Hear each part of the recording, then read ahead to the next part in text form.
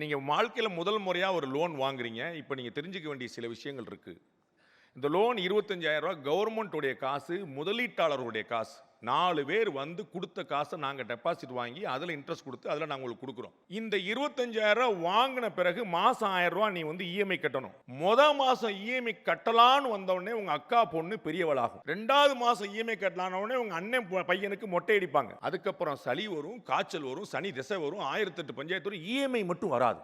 அப்படின்னா தெரிஞ்சுக்கங்க, this will be the last loan in your life. இதற்கு பிறகு எந்த வங்கியும் உங்களை உள்ள விடாது. மாறாக என்ன நடந்தாலும் பரவாயில்ல, அதே அக்கா பொண்ணுடைய சடங்குலையும் அண்ணன் பையனுடைய மொட்டையிலையும் மொய் வாங்கி இந்த 1000 ரூபாய் அடைச்சிருவேன்னு சொல்லிட்டு இஎம்ஐ அடைச்சிட்டே வந்தீங்கன்னா, நான் உங்களை தேடி 50,000 ரூபாய் வாங்கிக்கிறீங்களா லோனுன்னு கேட்பேன் அப்படின்னாரு. ஏன்னா இன்னைக்கு நிறுவனங்களுக்கு சீட்டு போடுறவனை விட அதை அவங்க முதலீடு பண்றாங்கல்ல, அவன் திருப்பி கொடுப்பானா பத்திரமா கொடுப்பானாங்கிறது தான் பெரிய பிரச்சனை.